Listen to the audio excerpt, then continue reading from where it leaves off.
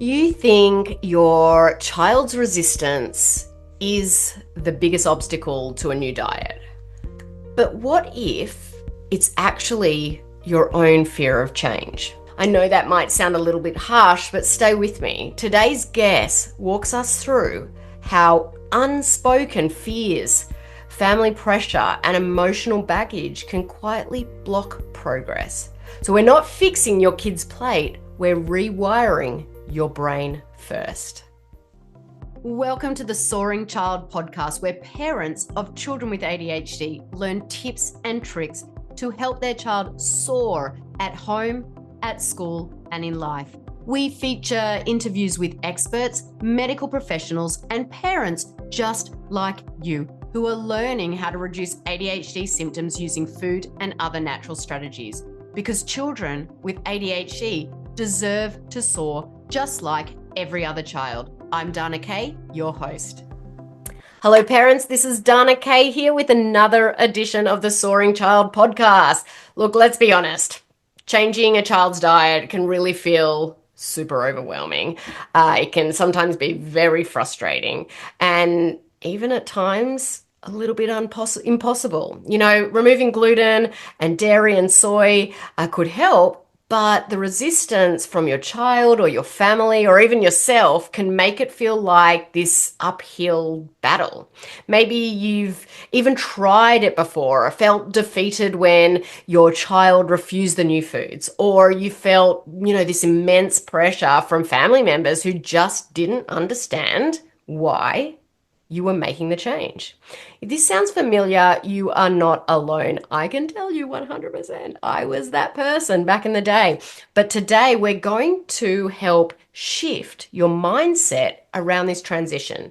I'm thrilled to be joined once again by Andrea Daigle, who is one of our expert coaches at the ADHD Thrive Institute, and she has helped countless families successfully transition their children to a gluten, dairy, soy-free diet and helping them thrive naturally with ADHD without that stress, without that guilt, or those constant battles. So today we're going to be talking about how to foster a positive mindset when facing resistance from your child or your other family members. We're going to talk about mental strategies to stay motivated when the process feels just really overwhelming. We're going to talk about how to help your child develop a positive attitude about dietary changes, how to turn this into a family growth opportunity rather than a burden, and how to handle social situations where some of these restrictions can sometimes make your child feel different. So if you've been struggling with mindset, motivation, or pushback from your child or family, then this episode is going to be full of insights that will help you navigate this transition with confidence and ease. Andrea, welcome back to the show. Thank you for having me. I'm excited to be here to talk about this today because it's definitely something that I struggled with as well when first starting out on my journey. So I'm happy to share some strategies and tips with our parents who are also looking to make the change.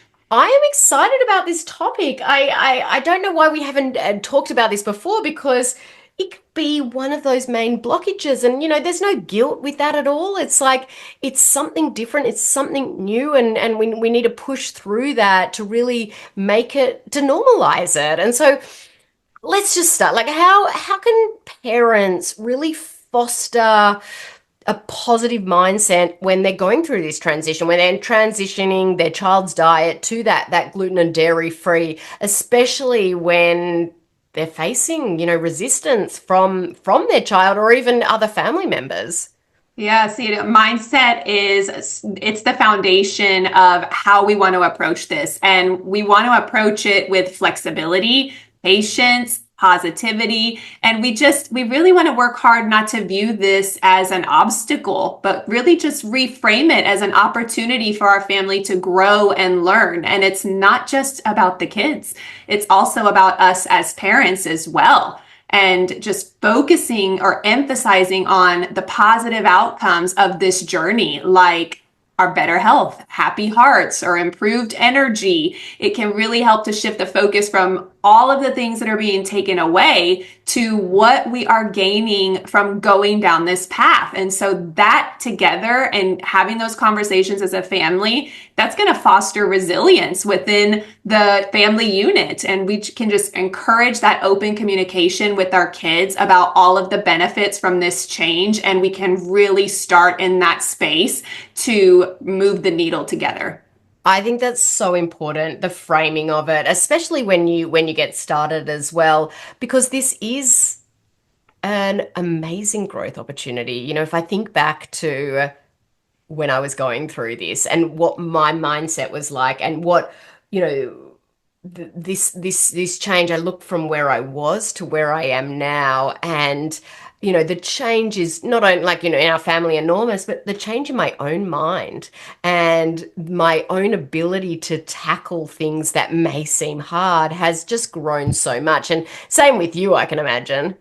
Oh, absolutely. And I realized very early on that I just felt like stressed and overwhelmed. And I was bringing that stress and overwhelm to it was my oldest son when we were navigating this. And I could see him feeding off of that. So as soon as I shifted my mindset and I started really empowering him with the knowledge behind why we are going down this journey, things started to change and we started to move in the right direction. Yeah, for sure. So what are some of those strategies, those mental strategies that parents, can use to really sort of stay motivated when they are in that overwhelm, when those challenges of making this shift just seem too much for them? Yes, parents can really benefit from setting those small, achievable goals. Mm, That's what's going to maintain that progress. And so, when I say small, achievable goals, try one new recipe a week, yeah. or maybe go to a social event with a gluten-free approach. It doesn't have to be gluten-free, dairy-free, soy-free. Start small, take those baby steps. And when you do that together and when you achieve those goals, celebrate the wins, no matter how small they are, because that is going to help keep the morale high. And also just remember, give yourself some grace. Remember that perfection is not the goal. It's about creating a sustainable lifestyle shift. You want to surround yourself with those supportive people in your life, communities, like-minded people, whether it's online or in person. Those supportive people are going to help encourage you and keep you motivated as well. Yeah, that's so important. And I think that I know that back in the day when I was going through this, I changed everything at once. And that's definitely not what we teach families to do when they're starting down this journey. But yeah, that starting that small and starting with something achievable. And when you do achieve that goal, celebrate it with the whole family. Because, we have to remember this is not just a diet. This is a lifestyle change. And this is a long-term roadmap for thriving, for health, for so many things. And interestingly, and I'm glad that we're talking about this topic today, I just did an interview with a dad actually that had gone through the program with his child, the son, and he at first resisted the change and but then got on board and found his health miraculously improved so much. He was diagnosed with colitis at the beginning of the year, and when deciding to get on board and embracing this in a different way, changing his mindset, his colitis is no more. The doctor had just prescribed him steroids and sent him on his way. But when he actually shifted his mindset of well, this is a lifestyle change, this is for better health, then the changes not only in his child but in himself were miraculous. Okay, so how can parents really help their children? It's easy for us to say, well, we're going to change our mindset, but how can we help our children develop that positive mindset around these changes as well, especially if your child's initially sort of resistant or unhappy about the new rules? Yes, and expect the resistance. You know, kids sometimes don't do well with change, especially our kiddos who are have ADHD. It can be tough. And so we want to keep things light and positive, especially in the beginning, and really have a conversation with them explaining the reasons behind the change. And you want to take into account how old the child is when you're having these conversations, you know, what is age appropriate, but just keeping that overall focus on the positive outcomes. What will we gain from going down this journey? Are we going to feel better? We'll be in better moods, having more energy to do things together. Just continuously engaging them in the process is really going to be key in opening those lines of communication. But the other thing we want to do is include them in this Mm. whole journey, bring them into the meal planning, take them grocery shopping with you, cook together, because that will actually help them feel more in control of what's going on. And that can help, you know, help with the resistance a little bit as well, because they're going to see this process as a team effort. It's not a set of restrictions. So we want to make sure that we're working together as a team. That will also allow them to stay open to trying new foods, embracing the change, and really giving them a sense of control and allowing them to pick and choose what we're eating, what are we bringing to the table, and that can really help the situation. Yeah, I do love that approach of getting them involved for sure. And, as you said just previously, and, taking those small, smart, achievable goals will also help them on that journey as well. It's not just going to throw them into this new lifestyle on day one. It's going to help them change and adapt slowly over time and really get on board. One of the strategies that I love to implement as well is really getting the child to understand how certain things feel inside their body. And I always say to families that we're working with, if my parents had taught me back in the day of how certain feelings felt inside my body and anxiety and gave me the strategies around that, my 20s may have looked very, very different. I've shared it on the podcast before, but I had terrible anxiety in my early 20s, and I was on anxiety medication and an SSRI. But if I had really learned how certain things felt inside my body and the strategies around how to deal with that earlier, I probably may not have gone through what I went through in my 20s. No problems at all with my parents. I love them to death. They did an amazing job. But it just gives us this growth opportunity as parents ourselves. And so, I teach families to really help the child understand a feeling in their body. So we have these body feelings talk in our house. We don't have them anymore. My kids have been used to them for a long time. But every day before dinner, I would say, okay, so how do you feel inside your body today? And I would lead the conversation, and I would say, today I was feeling really angry, and what angry felt to me, my body was, I felt like my fists were clenched and my teeth were clenched, and I just wanted to punch a pillow and be by myself, and I didn't want to be around other people. And on a day where I felt happy, I'm like, happy for me inside my body feels like the sunshine was coming out of my heart, and it was like the color yellow, and I felt like I wanted to smile, and I wanted to be around you and give you a hug. And so, really fostering these conversations of getting them to realize what emotions feel like in their body, you can then start tying that with food. Because when they do eat, that candy that's full of sugar and artificial flavors and artificial colors, and then they have this big meltdown,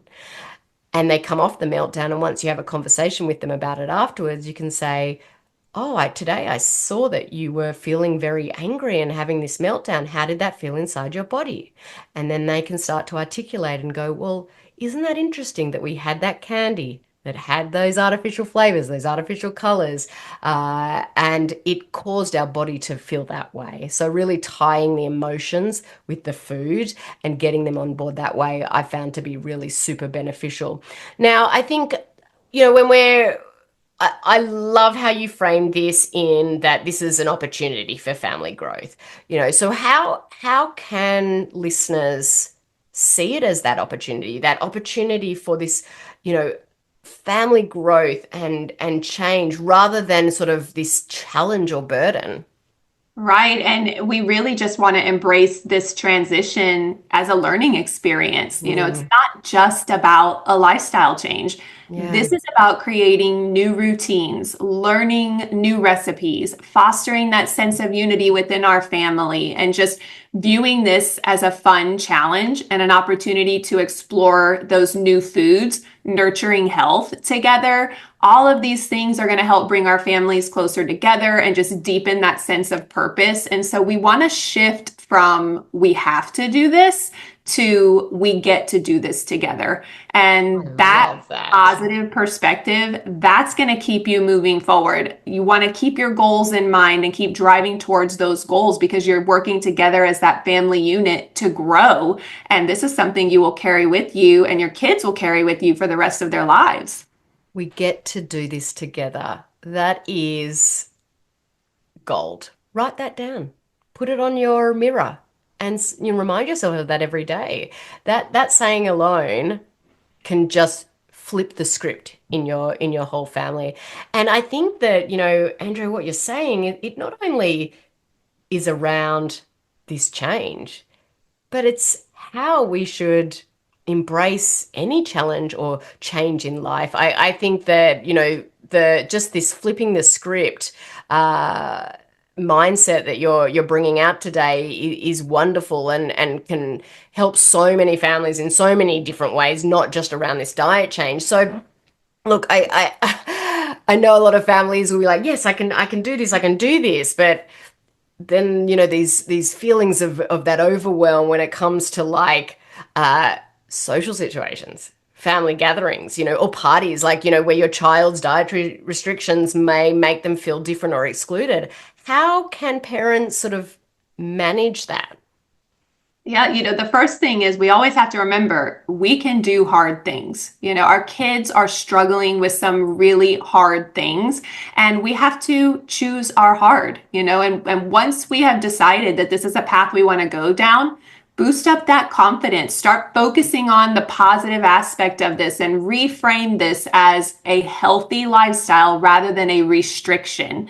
Start focusing on what we can eat and not what we can't eat or what we're missing out on, because that is what will hold you back. And so, it's really important you're going to be out in the real world. You're going to be out at parties. You're going to be at family events. Prepare things that are gluten, dairy, and soy free. Stop on the way and pick up, your favorite treat from a local bakery that might have a gluten, dairy free treat, or stop by and bring a dairy free pizza or something. You can have those options there so that your kids don't have to miss out and there are no restrictions. Bring the things with you. And remember, it starts with us as the parents. And so modeling that confident, calm attitude in those situations, it shows your child that this is nothing to be ashamed of. Over time, they will internalize the same mindset that you have, and they will feel empowered rather than excluded. Andrea, you have bought some absolute gold nuggets today. I think that this podcast should be in every parent's pocket, and when those feelings come out, or when they're about to go to a family gathering, just pull out and listen to some of the things that Andrea has to say, because just I mean, I needed this back in the day when I started. I needed the little Andrea on my shoulder telling me these things. Okay, one last thing, I ask every guest this: if you could share just one small actionable tip that parents can start using today around this, okay, what would that be? Yeah, and I think it goes back to what we were talking about a little while ago. Set one small goal. What do you want to do tomorrow towards this goal? So whether that be, I'm going to make a gluten-free breakfast, or I'm going to look for a gluten-free baker in my area and find a treat to take my kids to have, or maybe go to your local ice cream shop and find a sorbet or a dairy-free ice cream. One small step. Do it tomorrow. There's no better time than now. And one small change leads to great big ones. One small change leads to great big ones. Andrea, thank you for sharing these incredible mindset insights today. I mean, if families listening know they need some support in this journey of helping their child with ADHD thrive, where can they go to speak with you or one of our other expert coaches? Yes, they can go directly to our website at adhdthriveinstitute.com and click on work with us, and you can set up a time to chat with me or someone from our team. Andrea, thank you so much for joining us again today. Listeners, we will definitely drop that link in the show notes, so be sure to check that out. Parents, if this episode spoke to you, I want you to remember this is a journey, not a race. You know, it's not about being perfect, as Andrea said. It's about that progress. It's shifting your mindset and really focusing on what's possible instead of what's hard. You know, that one shift can make all the difference. So if you know another parent who's stuck, who's feeling overwhelmed or frustrated with their current state of affairs or dietary changes or whatever it may be, please share this episode with them because, you know, the more support we have, the easier this journey becomes. And of course, don't forget to subscribe to the podcast so you never miss this amazing expert advice from Andrea, from real life stories, actionable steps to really help your child thrive. Listeners, thank you for tuning into this week's episode of The Soaring Child. I'm Dana Kate, your ADHD health practitioner. Keep on thriving. Thank you for listening to the Soaring Child podcast today. To learn more about how to help your child with ADHD soar using natural strategies, visit our website at adhdthriveinstitute.com and follow us on social media at ADHD Thrive Institute.